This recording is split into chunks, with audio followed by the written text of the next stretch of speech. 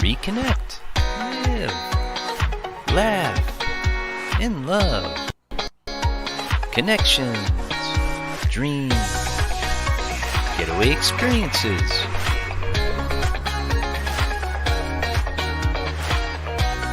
Braveheart Workshops. Unique Getaways live with Jill Reynolds. Hi, and welcome to the Connection Show. Restore, renew, reconnect with community. Sponsored by Braveheart Workshops live with Jill Reynolds. And my guest today is Moyra Gorski. Hi, Moyra. Thanks so much for joining the show.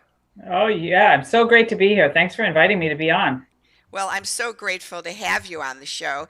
And I was wondering if you could start with just sharing with the audience your bio so that we know a little bit about who you are and what you do. Sure. Well, let's see where to start, right? Well, sometimes I say I'm a former nurse, but I think once a nurse, always a nurse. So my background's in nursing, and I'm a mom of 4. But I'm also a recent podcaster. I just started a podcast recently. And really what I was introduced to the healing industry as I started to learn about nursing. And I loved that. I loved helping other people. But then I started, as I had children and started raising kids. One of my children was not chronically ill, but just, struggled with some issues. And so I started to make some natural changes and really started to see what building health and wellness was all about. So now for the last 20 years, I have been in that space of wellness and really helping people build their health. And so then in addition to that, I'm someone that's recovered from an eating disorder myself, and I have a daughter who's been on a struggle for about 5 years and still continues to learn on her journey. And so that's what really moved me to start a podcast, to start having conversations about how we take care of ourselves when those around us struggle. And so I'm also, again, a podcaster that just helps to provide hope and provide that message of hope and recovery and connection in that space of addictions as well. And you also have a website as well, right, with some wellness products and things that you're involved with as well? Right, I do. Yeah, I do have a website called Gorski Wellness, so you can find information about the products that I recommend and that I use, and then also links to the podcast there and ways to connect with me also. Well, thanks so much. And Moyra, the way Moyra and I were introduced to each other is I too am recovered from an eating disorder, and we had met up at some meetings and connected through there. And then I had the privilege about 2 weeks ago to be on Moyra's podcast. And so I felt she would be an asset for our viewers with the Connection Show to talk about connection and how she utilizes connection in her life during social distancing right now. What are some of the ways that you're finding help you to feel a little bit of as grounded as you can be in this time of social distancing? What modalities and ways are you utilizing connecting?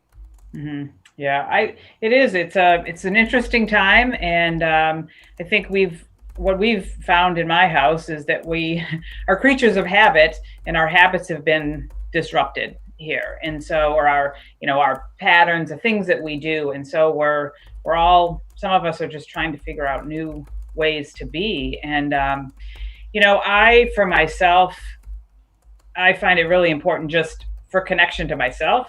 In the morning as I get up is just have my quiet time, have my connection with reading, journaling, meditation. If it's nice out, I like to go outside. I like to connect with the earth, with bare feet and things like that.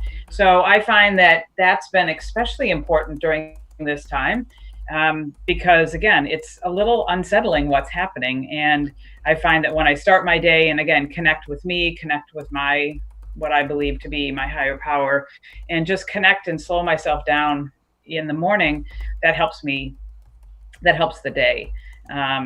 But with my wellness business, we've been using this Zoom modality for a few years. And so I really like it. I like it for connecting. And so I'm just finding that I'm on Zoom much more, but not only for business and wellness coaching and business coaching that I do, but like this afternoon, we have a Zoom with my siblings and my parents. And so, at a place that I thought, okay, well, we just use it for business, we're using it to connect with our family, because I have one sibling that lives here, a couple siblings out of town, and then my parents are local here too, but they're in a senior living community, and so they're not able to get out. And so that's been we're going to do that Zoom today. And, I'm using the phone a lot more, and, just giving people a call. Yeah. How has it been? You have 2 teenage children at home? Well, one young adult and one teenager. Yes. So how's that been where I hate to use the word trapped, but how has that been with two younger people and a husband? I just have my husband and I, so he has his office on the other side of the house, and I utilize my kitchen as my office, but there's no one else here but the two of us. So has it seemed more connecting with family, or do you feel more like anxiety and stress because it's not like you can say, oh, you're driving me crazy, I'm going to just get in my car and go away? Yeah. How does that work with teens? Yeah, well, I think it's different every day because some days it's just fine and everybody's in a fairly good mood, if you will, and other days, you can feel some negative energy and anxiety. Now, thankfully, we're just so grateful that my 23-year-old, he is working in landscaping as well as doing online school. Well, it wasn't online, but now it's online with the junior college that's close to us. So they were off of work for a while, but then they were, deemed an essential service. So he has been able to get back to work. So that's been important, for him to be able to get out 3 days a week. And now, if there's rain, he worked on Saturday as well. And how about your husband? Is he able to go to work, or is he staying at home? He's able to go to work too. He has his own business, and albeit it's been a little bit slow, and he's still able to go to his office. He owns the business. It's a small advertising business. So he does go in, and again, it's like I said before, it's kind of like we all have our kind of routines. And even though things are slower, he has gone in every day during the week, and it's helping him just kind of stay connected with his business. He's also taken this time to do some cleaning up and organizing and throwing out, with things there. But one thing we have started, that I've started, and this is our 3rd week of it, is that even before this happened, when you have young adults living with you, teenagers, the schedules are all, crazy, or not crazy, but I mean, we're busy, and we don't always have, okay, we're home from work at 5 and then we're going to eat at 6. So throughout the week, we don't always see each other, and family dinners have been always important to me, throughout me growing up and also with my family. And so I instituted a couple of weeks ago, I said, Sunday, we're having a family dinner. So, butts in the seat, 6 o'clock, no guests at this point. We're just everybody's going to eat together on Sunday, because that seems to be the day that there isn't any work and so everybody's got to be home by 6 and in their seats and phones away and things like that. So this is our 3rd week of it. And how's it going? Are people connecting? People are connecting, and I got the suggestion from a friend that because she's been doing this for years, and she said what they do is they say, okay, you got to share your highs and lows of the week, one high and one low of the week. And so that's been good, of again, sharing things that are going on. And one week one of my sons was like, I don't think I have anything We're like, well, what about this that happened? That was really good. And yeah, this was a little frustrating. So we kind of helped him see some things. But Well, I'm it's big. funny that when I was in treatment for my eating disorder, to distract, a lot of people that don't have eating disorders don't realize this, but um, one of the things that I learned when people sit at a table to have a meal together, conversations tend at table to be around food or and talking how does this taste, do you like this, does this, it's always about talking around food. So in and or emotional stuff that gets you triggered when you're at the table. So a lot of times in treatment we would play games, and so same games might be, what am I thinking about that starts with an A, or something, Hmm. or what in the Hmm. room am I looking at that begins with a B? And people, Hmm. just you play games, and so it kind of connects you in a Hmm. level, kind of like when your kids were small and you went on road trips and you would see license plates, see Right. who's Right. got, Missouri, who's got Illinois, who's got Kentucky, and or you look at things down the road and say, the first person who sees something with a T, say it. I see a Hmm. tree. So Hmm. it's sometimes those games around mealtime um, are connecting but distracting enough where it's not always about food and it's not always about emotional stuff that Hmm. triggers, in my opinion, sitting around a mealtime talking about emotional stuff triggers eating disorders, because eating disorders are never about the food, they're always about the emotions behind it. So those Hmm. were kind of some tricks of the trade that we always did in treatment. Yeah. And Yeah. that's Well, helpful for families. it is. I mean, we have a couple of other types of games or conversation starters too that we have, like a round long tube, and you pull out a stick, and on the end of it, it has like a question. So, Yeah.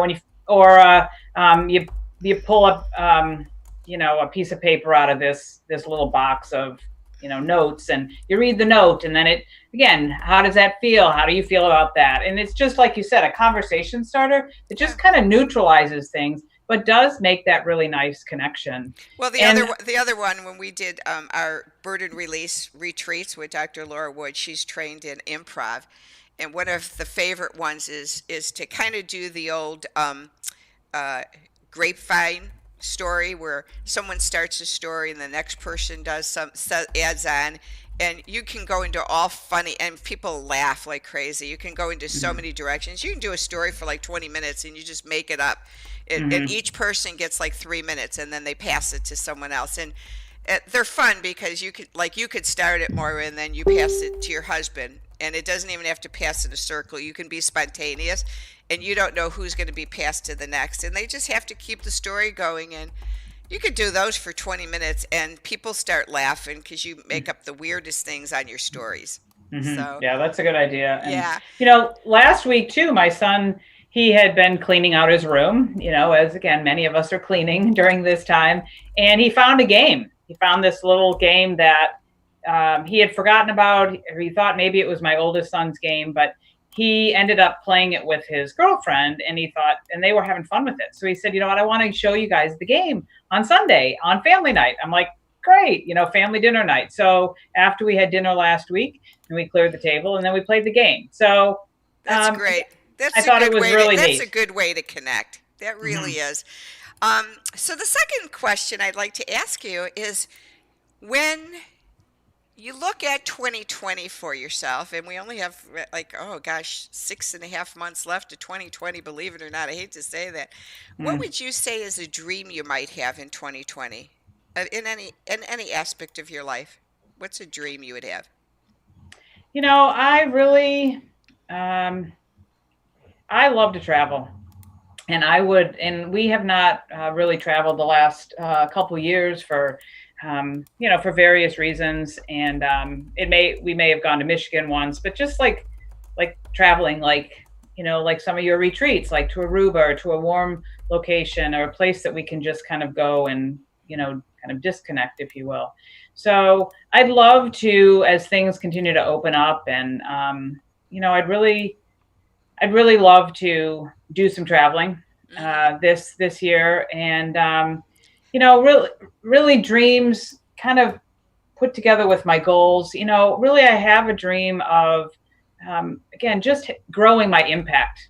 If it's with my podcast, with my wellness business, with just sharing love. Just my dream always is to continue to grow my impact, of how I can have an impact on others and more around me. Yeah. And I'm sure with your passion and kind heart for your daughter who's been struggling and those with eating disorders, it appears to me, as I get to know you a little bit better, that one of the dreams I see manifesting in you is the dream for total healing and recovery for those who struggle with any addiction. It could be drugs or alcohol, and the disease of eating disorder. So with that, I mean, that's a big dream. I mean, that's there's no doubt.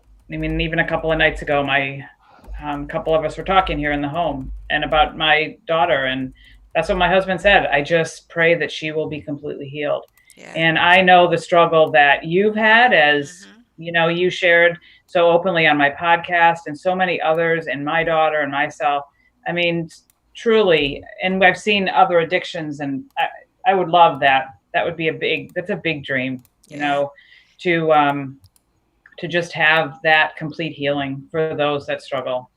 And, for the audience that doesn't really understand eating disorders, it is a disease, and it's no different at all, not at all, to cancer or any illness, heart disease. It is a disease. And most people do not understand that when you have an eating disorder and you go into treatment, you may not be healed the first time, the same way as when you go in for cancer and you might get one dose of chemo that didn't cure your cancer. And so for me, I literally had to go to treatment, Moyra, 5 times before I was what I would call myself fully recovered. And to me, fully recovered means to me that I don't think about food anymore. It's just like I just don't think about it. If I know it's time to eat, and I go make some food and I eat my food. Where before, I wouldn't think about it because my brain was so starved with no leptin that I had no hunger fullness cues. For today, it's 1:20 where I'm at today, right now. And, as we record this, it's all different times. But, I know when I'm hungry now. And so I eat. I know that how many hours go between a meal and I eat. But for those who are listening who don't understand it, with your daughter being in treatment, it's hard as a parent, because they go into treatment and you have that hope and that dream that when they come home, they'll be fully recovered. And I'm sure it's the same with parents that have children with cancer. They go in and they get that next radiation, or they get that next chemo, and then they get that MRI, and they hope that this time the MRI says they're in remission. And so a lot of people just do not understand the longevity it takes when someone is got this disease. Well, and I certainly, we had hopes and dreams in the beginning as we chose first, inpatient treatment center for my daughter after, some struggles for a year and a half or so. And, we thought, okay, we're going to make this big step into, have her in a place that can really watch over her and really help her. And that's going to be it. And it's, again, here we are over 5 years later, and there's still struggles. And again, I encourage people to go listen to our podcast, the two of us, because, as I learned about you and your story, and I was sharing this with a friend the other day, like, you peel the layers back. You take care of one thing and you're peeling back, and then you go live your life a little bit, and then peel it back a little more, and there's something else. And that's what I'm encouraged as I spoke with my daughter yesterday. She's starting to have some different conversations this time around, with her siblings, with me, with her father, with herself, because that's where she's at this point in her life. And so she's like, I haven't talked about this before, but I'm ready to talk about it now. And Yeah. so I think as we look at that recovery journey, that's, you know, I encourage people to just try not to be frustrated with the fact that, you know, that, okay, black and, you know, go in, you know, you're healed. It just doesn't work that way. Well, and in recovery, one of the sayings in AA is don't push someone until they're ready, and progress, not perfection. Mm-hmm. And so it's the timing is there, and you know, she has the willingness. And so Mm-hmm. so with that dream, so I really wanted to say that about your dream because I know you a little bit more. And so as you Mm-hmm. spoke, my heart was like kind of said, oh, the dream of your daughter and others healing. And my third part of our connect show is getaway experiences. And you said one of your dreams is to travel.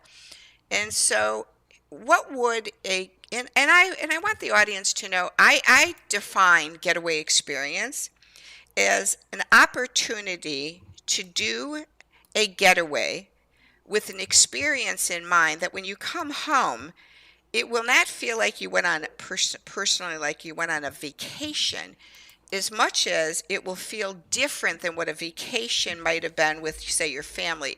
An experience may be that you went away and learned how to connect more with self through burden release work or through connecting with horses that taught you how to be more patient and kind to yourself. A getaway experience to me could be an experience where you discovered yoga for the first time, or meditation, or journaling, or for the first time you connected with like-minded people and felt like, wow, this is my new tribe that I didn't even know existed. We're so much alike, and I feel more connected now than I've ever felt in my life. So, with that in mind, what would a getaway experience theme look like for you, and where would you want it to be? Yeah, like I said, I love to travel, and I have done, you know, we've done family vacations, but recently, you know, the last several years, I've done, I think what you would, you know, call there kind of that getaway vacation. And, you know, where I've gone away and come home just different on the inside because of what I've learned. And so, I, you know, I think I think the theme would be a bit of kind of restoration. You know, that's what kind of popped in my head, of kind of like connecting and as well as restoration, because again, through this time, many of us are slowing down and we're realizing that we just live these busy lives. And I think that we need to get away to restore ourselves, to do some healing. And so I think that's what the theme would be, was that connection and restoration. And I'd love, if I was to craft it myself, you know, to have it include some of the things that you mentioned, you know, the yoga, the journaling, meditation. I'm a warm person, so I love for it to be in the Caribbean or in Hawaii or Aruba, or, you know, someplace that's warm where we can get out with nature and with water, kind of like what's happening behind you with your backdrop. Yeah. You know, that's definitely what I would love to craft. And again, but I think really importantly is a place that it's less busy than where I'm at, or if I'm inviting others to come along with me, just a place that's less busy, less congested, less, you know, all of that. Just a place that, because I remember going to Austin a few years ago. A friend of mine who really introduced me to yoga many years ago, she moved to Austin and she had a yoga retreat. And so she invited me. And so a couple of gals from this area flew down to Austin. We stayed at a lovely home on Lake Austin. And quite honestly, it could have been any place, because we never left that home and we did everything there. It was right on the water. So we did yoga there. She had a beautiful organic chef that made all the food. And we had these connection circles. We had some time for ourselves.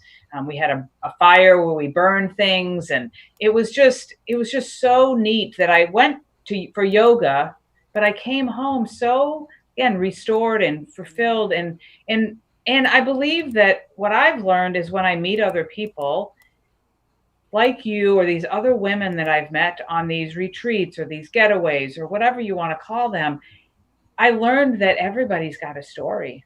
And many times I get inside my head and say, oh, woe is me, and look at this life and all that. And boy, when I've gone to these retreats and these getaways, and I've, sat and listened to others and they share their stories, like, wow, we need to just give everybody a big dose of grace, because everybody's been through so much, and we put on a happy face and sometimes don't share that. But and also, in the theme of both of us knowing recovery stuff, my other most favorite, I have like a couple of favorite slogans, is look for the similarities in others instead of the differences, because as you know from me doing the podcast with you, I have a very big story of a lot of neglect and abuse. And so sometimes if I share story in a circle with someone who has not lived in a family with a lot of trauma, they feel like they have nothing to share. And I'm like, oh, everyone has a story. Your story is your story. And look for the similarities in my story with your story, because really, truly in life, we really aren't that different. We think sometimes we are, but I really don't think that we're that different, because most humans have an innate desire for restoration, renewal, and reconnecting with self and others. That's why I picked those names, in rejuvenation and restoration. Mm-hmm. And we have those similarities. And so I look for that now in people. And sometimes now because my story tends to be a larger story, a lot of times if I'm sharing, I like to be last, because if people hear me go first, they think, oh, I don't have anything to share. And I remember a very, very intelligent man, Dan Allender. He's a Christian psychologist out of Seattle, Washington. And he said that in life, every human being in life has had trauma. And some of us have experienced trauma as small t's, and some of us as big T's. And so he explained that a small t trauma might be, I'm getting feedback here, might be something like a person gets divorced and it's their first Christmas alone. And they're extremely sad, and that's considered a trauma. And so many times, if we connect with each other's small t's, we have so much in common, so much.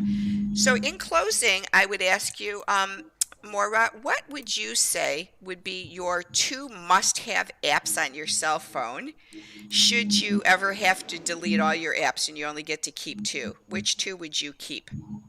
That's a tough one. I've got a lot on there, but again, I would want to stay connected. So I don't know, is the text app, is that an app, where I could text people? So I certainly would want that.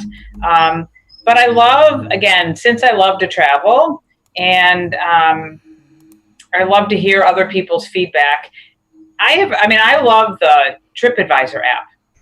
I don't know if I've ever used that, but whenever I've traveled, even before I've gone on there and kind of looked around and maybe looked at the hotel we were going to stay at, or some restaurants in the area. But what I love is that there's feedback there, that people have made different recommendations and they've given it 5 stars or things like that. And then when I'm in the location, we can learn a lot from other people's experiences. Yeah. And even when I was in Paris, and a couple of friends had said, oh, you should go to this restaurant. I pulled it up on TripAdvisor. I looked at the reviews. I saw that a couple of my friends had been there. And so, again, I love to just in life, I love to connect with people, to hear other people's stories, to hear other people's experiences. And I feel like with that app, you get some of that, because it's not just, a book that you read that somebody's wonderful travel book, that this is other people's opinion along with some Yeah. really good guidance on how to make your trip pretty good. Yeah, I give lots of reviews on TripAdvisor. I love it as well. And the last question is, what is a fun fact about Moira? What's one fun fact? Fun fact. Well, I don't know. Something recently, I don't know if it's that fun, but I have played the piano since I was 5 years old.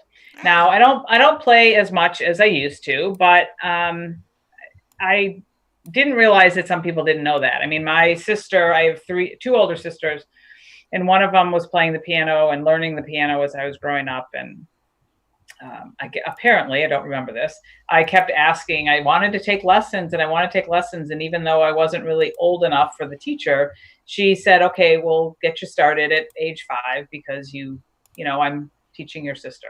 And so I studied piano very regularly, actually through high school, and studied a couple years privately in college, and accompanied voice lessons in college. And then, so I play occasionally, but not much. And so I think there are many that don't know that about me, but that's certainly. Well, that's definitely a fun fact because I had absolutely no idea that you did that.